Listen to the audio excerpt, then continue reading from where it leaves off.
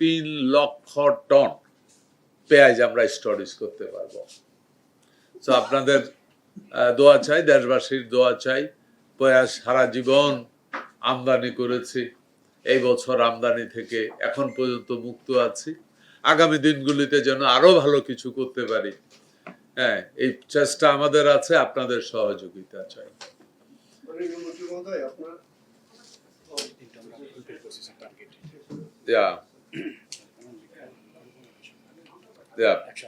দেন আমরা 180 দিনের ভিতরে ধরেন আছে আমাদের আরো 2টা কমিটমেন্ট ছিল।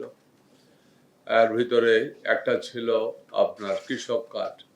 আমরা যেই পরিমাণ কৃষক কার্ড একদম নির্দিষ্ট সময়ের মধ্যে আমরা প্রত্যেক মাসে এভারেজ 3.5 লক্ষ করে, প্রায় 3.5 লক্ষ 4 লক্ষ করে ডিপেন্ড হবে, আমরা কৃষক কার্ড দেব।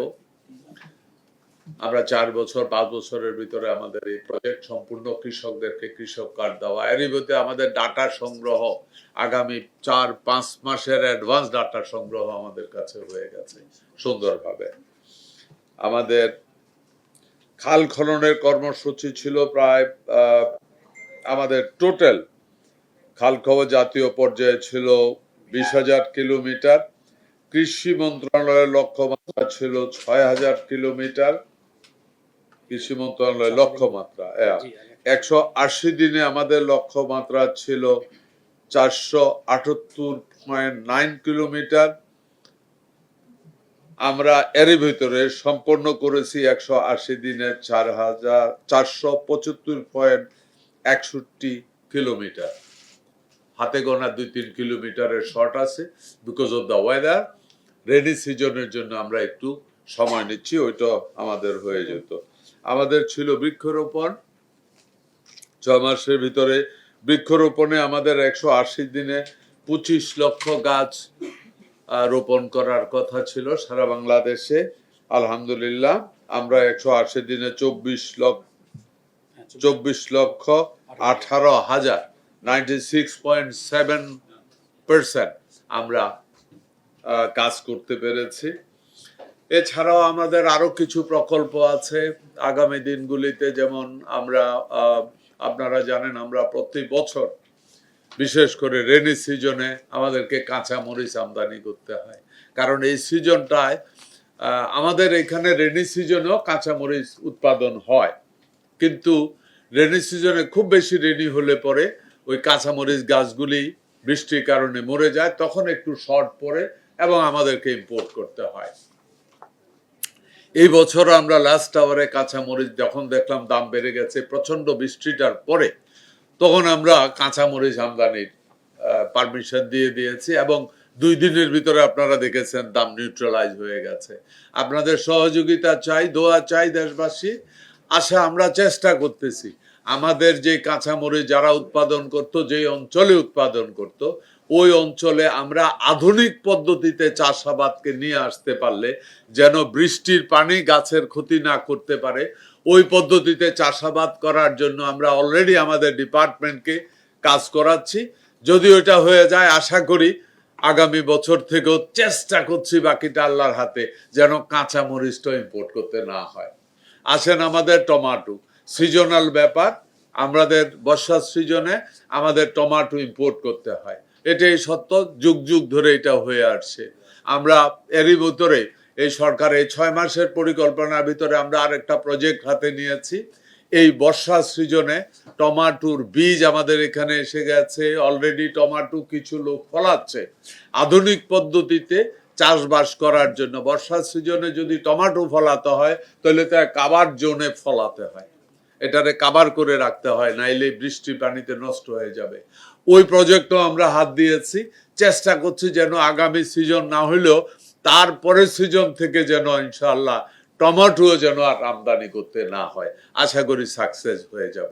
আমাদের দেশে কমন একটা জিনিস পেঁয়াজে ইনশাআল্লাহ এখন পর্যন্ত বলতে পারি আমরা স্বয়ং সম্পূর্ণ। আগামী দিনগুলিতে ভালো কিছু আরো ভালো কিছু করব আশা করি, আপনাদের সহযোগিতা চাই। আদা, আমাদের দেশে যেই পরিমাণ আদা উৎপাদন হয় এতে আমাদের 2/3 আদা আমাদেরকে এখানে উৎপাদিত হয়, 1/3 আদা আমরা আমদানি করি। আমরা চেষ্টা করছি।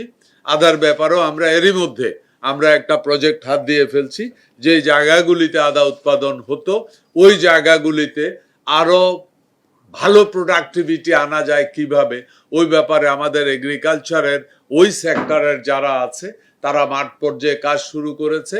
আশা করি আগামী 2-3 বছরের ভিতরে আমরা আদাও স্বয়ংসম্পূর্ণ হতে পারবো, আমদানি করার প্রয়োজন হবে না। এমনি করে আরো কিছু পণ্য আছে, আমরা আশা করছি আগামী 4 বছরের ভিতরে আমরা পাট বীজে স্বয়ংসম্পূর্ণ হব। আমরা আশা করি আগামী 3 বছরের ভিতরে আমরা পেঁয়াজের বীজে আমরা স্বয়ংসম্পূর্ণ হব। এই মুহূর্তে যা আছে আর একটু প্রোডাকশন বাড়াতে হবে, ওইটাও ইনশাল্লাহ আমরা পরিকল্পনা নিয়ে নিয়েছি, ওইভাবে মাঠে কাজ শুরু হয়েছে। আশা করি এরই ভিতরে ওইটাও আমাদের হয়ে যাবে। আপনাদেরকে ধন্যবাদ। আপনাদের যদি কোনো প্রশ্ন থাকে আপনারা একজন একজন করে যদি বলেন, শুনতে সহজ হবে, বলতে সহজ হবে। ধন্যবাদ আপনাদেরকে। আসসালামু আলাইকুম। দুটো বিষয় একটু জানতে চাই। একটা হচ্ছে যে আপনারা যে বৃক্ষরোপণ করছেন, কোটি কোটি বৃক্ষ, 25 কোটি, কিন্তু আমরা জানি যে দেখছি যে একটা নার্সারিতে অল্প কিছু চারা থেকে আপনারা চারা পাচ্ছেন কোথায়? এত নার্সারি তো নাই, তাহলে কি এটাকে শুধু কাগজে কলমে? আমার মনে হয় আপনার এটা উত্তর দিয়ে দেই, আমি প্রশ্নের জন্য রেডি আছি। যেটা না পারবো বলবো, পারবো না আমি বলি আপনাকে, শুনে আমরা 25 লক্ষ গাছ লাগাচ্ছি, 25 এই গত 6 মাস। না, ওকে ওকে ওকে ওকে ওকে ওকে। আপনি কি জানেন আমাদের এখানে কয়টা আছে? 76টা। আপনি কি জানেন গভর্নমেন্টের 76টা নার্সারি আছে, হর্টিকালচার আছে? আপনি কি জানেন? হিউজ পরিমাণ। আমাদের এমন নার্সারি আছে যেটা 50 একরের মধ্যে। আমরা ওই নার্সারিগুলিতে রেগুলার বেসিস প্রোডাকশন করি এবং ওইগুলিতে কতগুলি জিনিস আমরা মেনটেন করি। হারিয়ে যাওয়া ফল এখানে কিন্তু গভর্নমেন্টই মেনটেন করে। আপনি বেউই গাছ যদি লাগাইতে চান, কাউ গাছের চারা যদি রাখেন, কেউ তো কাউ গাছ লাগাবে না, কিন্তু গভর্নমেন্টের দায়িত্ব হারিয়ে যাওয়া ফলগুলিকে সংরক্ষণ করা।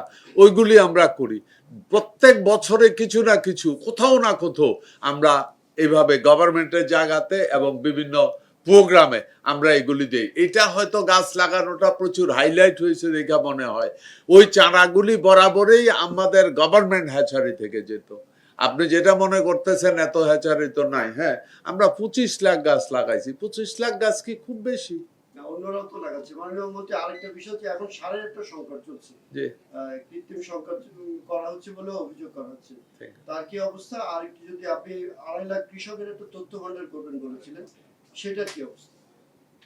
ওকে, 2.5 কোটি, সরি 2.5 কোটি। ওকে, আমি মামা বক্তব্য বোধহয় বলে গেছি একটু আগে। জি, সো আপনাদের যেটা আছে, আপনার হলো 1 নম্বরে প্রশ্ন সার। আপনাদেরকে প্রথম অ্যান্সার দিয়ে দেই, সারে কোনো রকম কোনো শর্টেজ নাই, সারপ্লাস আছি আমরা অনেক। গত বছর এই সময় যা ছিল তার থেকেও বেশি আছে। বিশ্বাস করবেন, অনেক জায়গায় ওয়্যার হাউসে জায়গা পাইতেছি না, অন্য জায়গায় প্রোটেক্ট করে রাখতে হইতেছে, কিছু করার নাই। অ্যাকচুয়ালি এই সারের যে ক্রাইসিসটা, এটা আমি নির্দ্বিধায় বলতে পারি এটা প্ল্যান ওয়াইজ একটা ষড়যন্ত্রের অংশ। কিছু লাভ নাই, কিছু হবে না। আমাদের যত কিছুই করুক, ইনশাআল্লাহ আশা করি আস্তে এটা কন্ট্রোলে আসবে।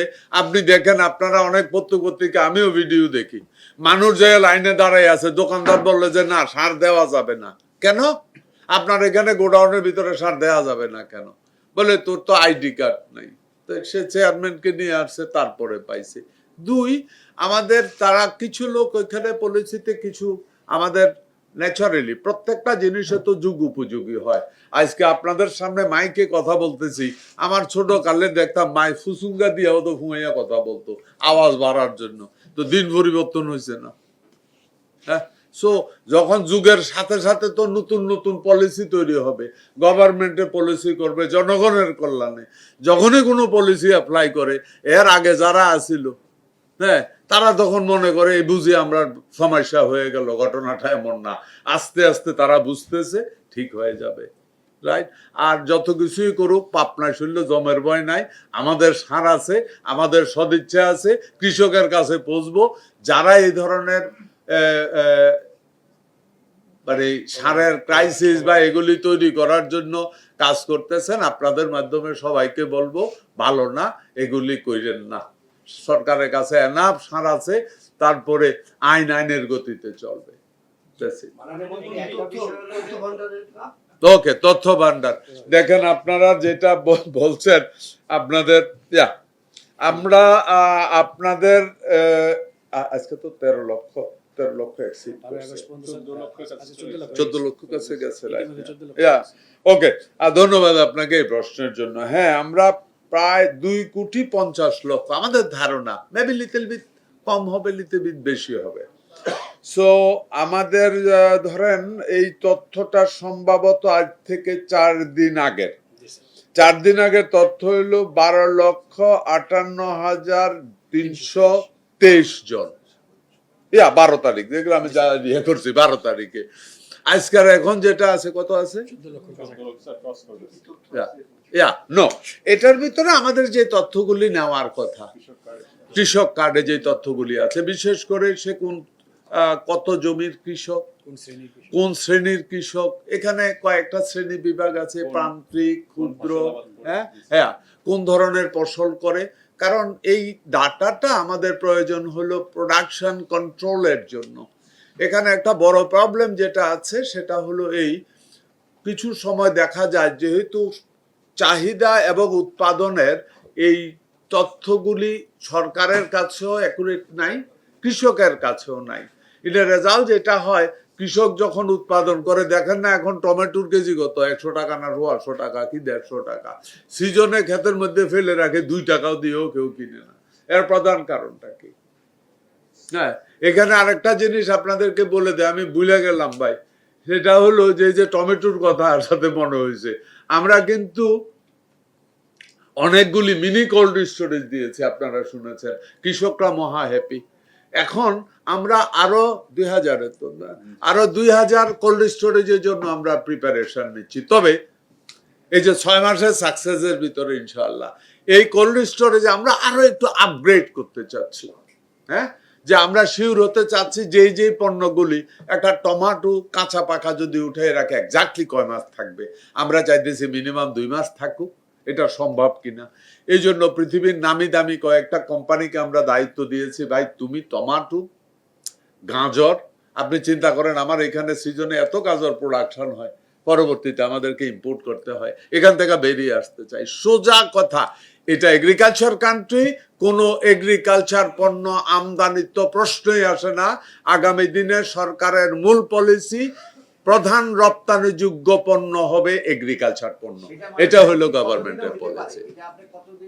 ঠিক আছে, সো আমি ওনার প্রশ্ন, তাইলে আমরা যেই নিয়ম অনুযায়ী যতটুকু যেইভাবে আমাদের এই ডাটাগুলি সংগ্রহ করার কথা কৃষি কার্ডের, ওই অনুযায়ী ডাটা সংগ্রহ হচ্ছে। এই 2-4 দিন একটু স্লো আছে, কারণ আমরা ওই আপনি নিজেও সার নিয়ে কথা বললেন তো, সুতরাং সারের ব্যাপারটা তত্ত্বাবধান করার জন্য আমাদের অফিসারেরা একটু ব্যস্ত আছে। তারপরে আবার ফুল স্পিডে শুরু হবে। সারও যারা প্ল্যান ওয়াইজ কিছু করার চেষ্টা করছে তারাও থেমে যাবে, আমরা আশা করি এই দুষ্টমি পথ থেকে সরে আসবে। তারপরে আবার ফুল স্পিডে দিলেই 50, 60, 70 হাজার পর্যন্ত কি 1 লক্ষ পর্যন্ত আমরা ডাটা সংগ্রহ করার ক্যাপাসিটি রাখি এই মুহূর্তে আমাদের যে ম্যান পাওয়ার আছে। ধন্যবাদ আপনাকে। এই যে নির্ভরতা বলছেন, এই যে কাঁচামরিচ, গাজর, টমেটো এইগুলো যে আমদানি, এই নির্ভরতা কতদিনের মধ্যে কমতে পারে? দেখেন এগ্রিকালচার প্রোডাক্ট, হ্যাঁ, আমরা যেমন আপনাদেরকে, আমি কিন্তু এখনো বলি নাই যে আমরা পেঁয়াজ এই বছর রপ্তানি করে ফেললাম, এটা বলি নাই। বাট পরিস্থিতি যেটা হতেছে আলহামদুলিল্লাহ এখন পর্যন্ত আমদানি করি নাই। আর 1টা মাস 2টা মাস যদি এইভাবে আল্লাহ করে চলে যেতে পারি, আশা করি পারবো। হ্যাঁ, তাইলে আমি আশা করি আর আমদানি, তাইলে স্বাধীনতার পরে যে কয়টা দিন আমরা আমদানি নির্ভরতার বাইরে পেঁয়াজ নিয়ে জীবনযাপন করলাম, এই বছর হবে তার ভিতরে একটা। এবং হ্যাঁ, হ্যাঁ হ্যাঁ, সো রসুন আর আদার ব্যাপারও একই অবস্থা, সময় লাগবে। একটা জিনিস ইন্ট্রোডিউস করার পরে, ধরেন আমার এখানে আদা প্রোডাকশন হয় 1 পোয়া থেকে 400 গ্রাম, বাইরে আদা প্রোডাকশন হয় 2 কেজি, 2.5 কেজি, 5 কেজি পর্যন্ত হয়। তাহলে এই যে টেকনিক্যাল ডেভেলপমেন্টটা যেটা, এটার জন্য আমাদের অফিসাররা অলরেডি চিটাগং হিল ট্র্যাক্ট এবং নর্থে যেখানে আদা প্রোডাকশন হয়, আমাদের লোকজন ওইখানে চলে গেছে। এবং এই আদা প্রোডাকশনের জন্য চাইতেছি কেমিক্যাল ফার্টিলাইজারের বাইরে এসে ন্যাচারাল ফার্টিলাইজার দিয়ে করতে পারে কিনা, ওইটার দিকেও আমরা ঝুঁকতেছি। হ্যাঁ, বস্তায় আদা চাষ। আপনি ধরেন আম গাছের নিচে, লিচু গাছের নিচে এই জায়গাটা খালি পড়ে আছে, ওই জায়গাগুলিতে আমরা বস্তায় আদা চাষ এই বছর থেকেই কয়েক লক্ষ বস্তার আদা চাষ আমরা শুরু করব। তো এই জিনিসগুলি এক্সপেরিমেন্ট করা এবং পরে কমার্শিয়ালি যাওয়া, এই জায়গাটুকুতে যে সময় লাগবে, এখানে একটু সময় একজাক্টলি আমি আপনাকে বলে দিছি। আগামী কোনোটা 4 বছর, কোনোটা বীজ জাতীয় 4 বছর, 3 বছর, এবং মোস্ট অফ দ্য প্রোডাক্টে আমরা আশা করি 2 থেকে 2.5 বছরের ভিতরে ইনশাল্লাহ ওকে করে ফেলবো। বাকিটা আল্লাহর হাতে, আপনাদের দোয়া। আমি 2016 সাল থেকে হাওড়া অঞ্চলে ভ্রমণ করি একটা কাজের জন্য, সেটা হচ্ছে নিউজের পার্সপেক্টিভে। ওখানে আপনারা জানেন যে ধানগুলি যে চাষ হয়, 1 ফসলি ধান, সেখানে মূলত এমন একটি পরিস্থিতি যে একদিন আগে যদি ধানটা রোপণ করা হয় তাহলে একটা সমস্যা সৃষ্টি হয়, একদিন পরে হলে সেখানে বন্যার কবলে পড়ে। 118 ওই জায়গাটায় আমরা যতবারই গিয়েছি কৃষকদের থেকে একটা অভিযোগ পেয়েছি বেশিরভাগ ক্ষেত্রেই, সেটা হচ্ছে কি সঠিক তথ্যটা পাওয়া যায় না। যে কৃষি কর্মকর্তা বা যারা দায়িত্বশীল থাকেন তাদের সাথে কৃষি কর্মকর্তা খুব একটা কানেক্টিভিটি থাকে না, তারা সঠিক তথ্যটা সঠিক সময় পায় না। একই অবস্থা দেখেছি অন্যান্য কয়েকটা উপজেলায় দেখেছি, যেখানে কৃষক এবং কৃষি কর্মকর্তা তাদের সাথে কোনো সংযোগ নেই। একটি নতুন যদি কোনো উদ্ভাবনী কোনো বিষয় থাকে যেটা দিয়ে কৃষক লাভবান হবে বা নতুন একটা ফসল ওই এলাকার জন্য ভালো হতে পারে, যে গবেষণাগুলি থাকে সেটা যে কৃষকের পর্যায়ে পৌঁছে দেওয়া, সেটা কিন্তু কৃষি কর্মকর্তার দায়িত্ব থাকে। এটা কৃষক কিন্তু সহযোগে তারা নিজেরা বিভিন্ন কিছু ট্রাই করে, বাট কৃষি কর্মকর্তা থেকে ওই ধরনের কানেক্টিভিটি তারা থাকে না। থ্যাংক ইউ আপনাকে অনেক ধন্যবাদ। আপনি যেটা বললেন, হ্যাঁ, আমাদের কৃষি কর্মকর্তা, আমাদের প্রত্যেকটা ইউনিয়নের 3টা ব্লক আছে, 3টা ব্লকে 3 জন কৃষি কর্মকর্তা থাকার কথা। দুর্ভাগ্যজনক হলেও সত্য, এখানে আমাদের বেশ কিছু কর্মকর্তা, কয়েক শত কর্মকর্তা, 14,000 থাকার কথা, সেখানে আছে 10,000 এর মতো। সো আমাদের অনেক বিগ কোয়ান্টিটি কর্মকর্তা নাই, হয় রিটায়ারমেন্টে চলে গেছে অথবা চাকরি ছেড়ে চলে গেছে। এটা দীর্ঘদিন, আমরা ক্ষমতায় আসছি মাত্র 6 মাস পূর্ণ হলো। আপনাদেরকে একটা জিনিসই বলি, মাননীয় প্রধানমন্ত্রী জনাব তারেক রহমান হেন কোনো দিন নাই যে একদিন অন্তত কৃষি মিনিস্ট্রি নিয়ে জানতে চায় না। সো আপনি বুঝতেছেন, একটা দেশের প্রধানমন্ত্রী, এমনও ঘটনা আছে আমি কথা রাত 12টাতে কল করে জানতে চাই এটার কি হইলো। বিশেষ করে বন্যা যখন হয়েছে, কোন এলাকায় কে গেছে, কত এলাকা ডুবছে, রাত 12টা তো ইনফর্ম করতে হতো। এটা হলো মাননীয় প্রধানমন্ত্রীর অবস্থা। সো যে দেশের প্রধানমন্ত্রী অতটুকু সিরিয়াস, সে দেশের মন্ত্রী বা মিনিস্ট্রি কতটুকু সিরিয়াস হওয়া উচিত। এবং আমরাও ঠিক একইভাবে কাজ করে যাচ্ছি। আমাদের প্রধান সমস্যা যেটা আছে সেটা হলো আমাদের ম্যান পাওয়ারের শর্ট আছে, আবার 4,000 লোকের শর্ট আছে। ইন দ্য মিন টাইম বোধহয় বেশ কিছু লোকের রিটেন পরীক্ষা হয়ে গেছে, 2300 রিটেন পরীক্ষা হয়ে গেছে। এবার ভাইবাটা হলে দ্রুততম সময়, আমরাও এটা মাননীয় প্রধানমন্ত্রীর নলেজে দিয়েছি, দ্রুততম সময় ওইটা যদি হয় তাহলে অনেকটা কাভার করে যাবে। নেক্সট আপনি বলেছেন, হ্যাঁ, তারপরে আপনি বলেছেন যে ধানের ব্যাপারটা, আমি আপনাকে আবারও বলি, দেখেন আপনি তো ধানের ব্যাপারটা বললেন, আমরা সুখের খবর হলো যেটা আমরা এরই মধ্যে আমরা আগেই রেডি করা ছিল, এবারেই মাননীয় প্রধানমন্ত্রী বলছে দ্রুততম সময় এটা মাঠে দাও। সো আমরা এই বছর থেকেই, আগামী সিজন থেকে আমরা নতুন জাতের একটা ধান দিচ্ছি, এর নাম হলো বাড়ি 118, বিডি 100, হ্যাঁ, বিডি 118। ওকে, এই বিডি 118 নতুনত্ব হলো সেটা, যেটা হলো যে এই ধান বর্তমানে যেই ধানটা আহ, হাওর অঞ্চলে চাষ করে, এই ধানটা যখন বীজতলা রেডি করা হয়, এইটা তার থেকে 10 দিন আগে করতে পারবে। হ্যাঁ, 15 দিন না মনে হয়, কত 15 দিন না 10 দিন? 15 দিন। ওকে, তাহলে 15 দিন না, আমি যদি 10 দিন আগেও যদি এটা করতে পারি, অ্যাকচুয়ালি আমাদের সায়েন্টিস্টরা বলতেছে 15 দিন। আসেন 15 দিন এবং বর্তমান যে জাত প্রচলন আছে এটার মধ্যে পার্থক্যটা কি? ওইটা কেন 15 দিন আগে পারতো না? মেন জিনিস হলো ওইটার ভ্যারাইটির কারণে। ওই 15 দিন আগে তখন ঠান্ডা এত বেশি থাকে, তখন জার্মিনেশন হইতো না। নতুন ভ্যারাইটিটা ওই ঠান্ডার ভিতরে জার্মিনেশন হবে, গ্রোথ আসবে। সুতরাং ওইটা যখন বীজতলা করবে, এটা তখন কোপনে শুরু করতে পারবে। তা আমরা আশা করি 10 থেকে 15 দিনের আগে যদি আমরা হাওর অঞ্চলে যদি আমরা শুরু করতে পারি, ধানটা কুপতে পারি, তাহলে অনেক আগেই আমরা ধানটা বর্ষা আসার আগে, যদিও আল্লাহর হুকুম, তারপরেও নিয়ম অনুযায়ী আমরা দেখছি 10-15 দিন আগে যদি আমরা হারভেস্ট করতে পারি, তাহলে হয়তো বর্ষা বা বন্যায় আমাদেরকে এফেক্ট করতে পারবে না।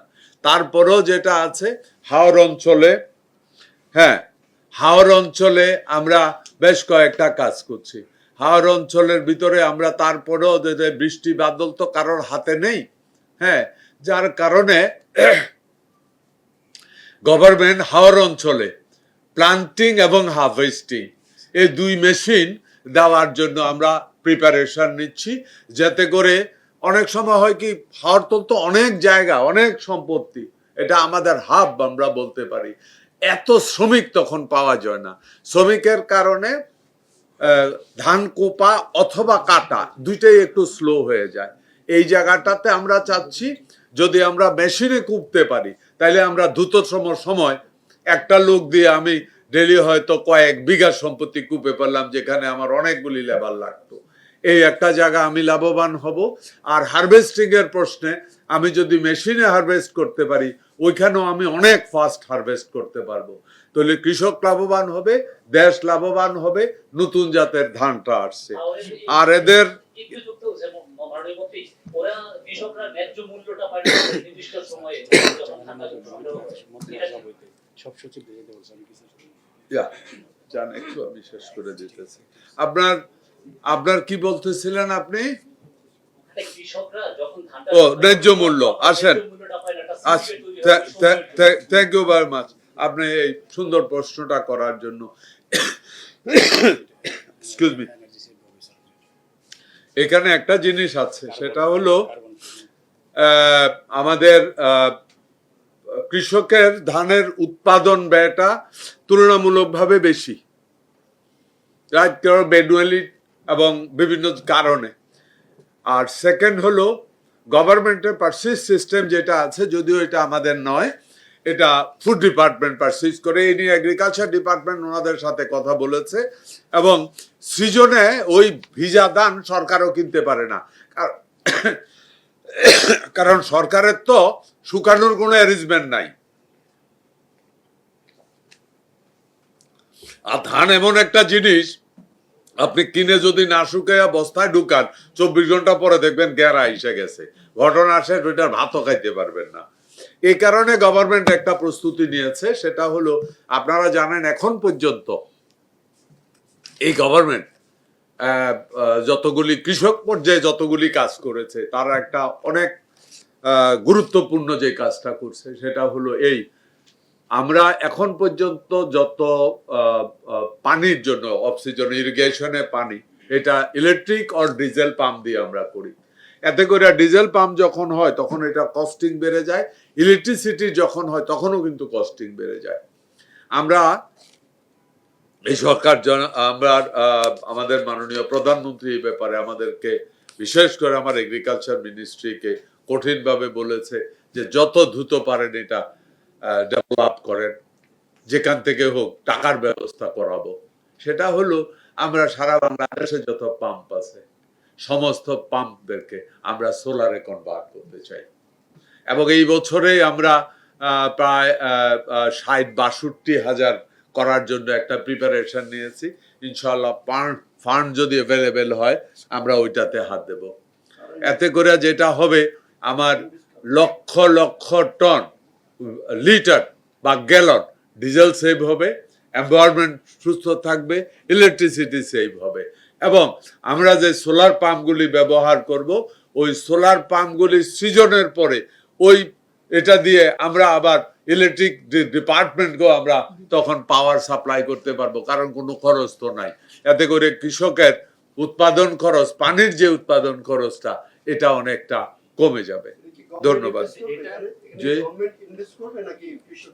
না, আমরা গভর্নমেন্ট এরা সবাই মিলে আমরা চেষ্টা করছি কৃষকের কাছ থেকে না নেওয়ার জন্য, যদি সম্ভব হয়। আমরা গভর্নমেন্ট কিছু ডোনেট করলো, দাতা সংস্থার থেকে যদি কিছু পাই, নেয় তো যদি না পারে কৃষকের কাছ থেকে হয়তো একটা পার্সেন্টেজ নেব, কিন্তু একেবারে নেগলিজেবলের ভিতরে থাকবো আর কি।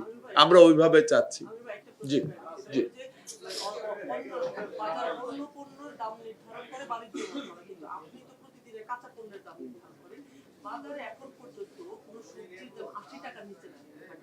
কৃষিমন্ত্রী নিজে কি আসলে বাজারে যায়, মানুষকে অস্বস্তিতে আছে বাজারে গেলে, এই যে সবজি সাধারণ প্রতিদিনের খাবারের ক্ষেত্রে, সেটা আপনি ফিল করেন? এটা কমানোর জন্য আপনার কি উচিত? ওকে, আপনার প্রথম প্রশ্ন, কৃষিমন্ত্রী কি বাজারে যায়?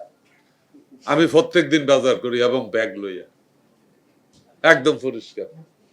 হ্যাঁ, না না, আপনি মহাখালী বাজার আমার পরিচিত বাজার, ওইখানে আমি কিন্তু না না না না, আমি শেষ করতেছি। আপনারা আমি বাজারে যাই কিনা, আমি প্রত্যেকদিন বাজারে যাই, আমার গাড়িতে একটা ব্যাগ সবসময় থাকে। হ্যাঁ, আসেন আপনি এই মুহূর্তে কৃষি পণ্যের যে দাম আছে, এটার রেনি সিজনে বিশেষ করে ভেজিটেবল উৎপাদন করা খুব সহজ কাজ না, কারণ ফ্যাক্সিফা বলে এটারে, মাটি টাইট হয়ে গাছ মরে যায়, তারপরে উৎপাদন খরচটা একটু বেশি থাকে। যেমন আমি কাঁচামরিচের প্রশ্নে বললাম, শেড বানাইতে দেবে কস্টে, আর যেই দামটা আছে আপনার দৃষ্টিতে এখন বললে তো সাংবাদিকদের, আপনারাও সাংবাদিক, কত টাকা দাম আছে? 80 টাকা, 100 টাকা, এই তো এইটাই তো। একটা কৃষক 80 টাকা 1 কেজি করলা ফলাইতে কয় টাকা খরচ হয় একটু দেখেন না। বেটারও তো ফ্যাট আছে, সংসার আছে, বাঁচতে তো হইব। এবং এটা উৎপাদন না, এটা আমরা চেষ্টা করতেছি যেটা, যে এখানে কৃষি পণ্য তো এক্স্যাক্টলি কন্ট্রোল করা যাচ্ছে না, ওই যেটার জন্য আমরা কৃষক কার্ডে যাচ্ছি।